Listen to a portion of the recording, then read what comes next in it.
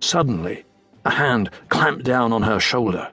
Startled, she quickly turned and found herself face to face with a member of the crew, one Mr. Josham E. Gibbs. He was an older man whose appearance seemed like a record of all the places he'd sailed to and the things he'd done and seen. His face was wrinkled and weather-worn, and his hair was as grey as a stormy sea. As he leaned close to Elizabeth, she could smell the strong scent of the sea on his skin and clothes. "Quiet, Missy," he snarled. Then, lowering his own voice, he added, "Cursed pirates sail these waters. Do you want to call 'em down on us?" Elizabeth opened her mouth to respond, but before she could, a commanding voice called out, "Mr. Gibbs, that will do." Striding over to Elizabeth and Mr. Gibbs, Lieutenant Norrington came to a stop and glared down at the older seaman.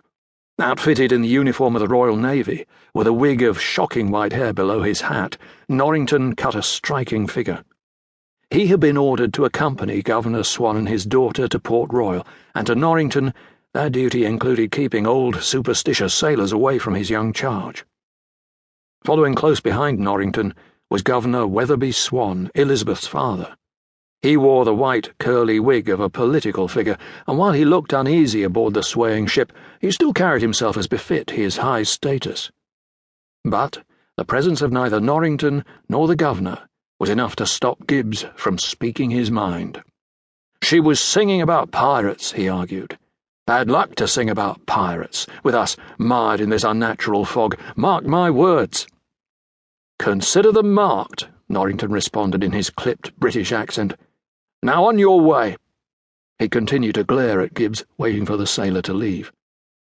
Finally, Gibbs shrugged and turned to go, but not before muttering, "Bad luck to have a woman on board, even a miniature one." Elizabeth didn't seem to notice the remark. Her mind was still reeling from what Gibbs had said earlier. Cursed pirates roamed these waters. "I think it will be rather exciting to meet a pirate," she said dreamily. "Think again, Miss Swan," Norrington replied pointedly. "Vile and dissolute creatures, the lot of them."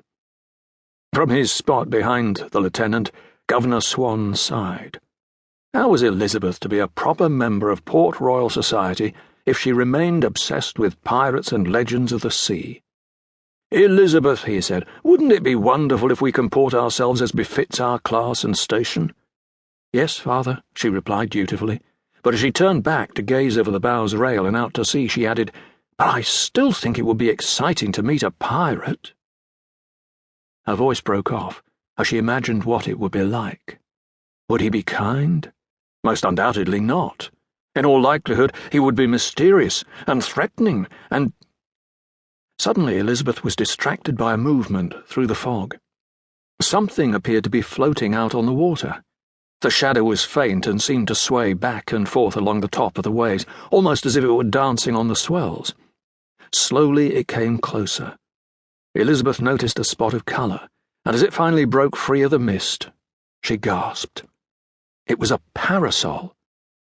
Elizabeth watched as it slowly came closer and closer, drifting toward the Dauntless before gently bumping into the hull. Elizabeth could not believe her eyes. A parasol? In the middle of the sea? It just did not seem right. As she gazed down at the fragile item, another much larger item floated into view. It looked like something heavy and lifeless lying on top of a large piece of flotsam. Elizabeth leaned over the rail and squinted to get a closer look. Then she realized just what it was. "Look!" she cried. "There's a boy in the water!" Elizabeth's cries brought Norrington, her father, and most of the crew running to the rail. Murmurs and shouts rose up as they caught sight of the boy lying on his back on a small piece of wreckage. "Fetch a hook! Haul him out of there!" Norrington ordered. The sailors, who had been looking overboard, leaped into action.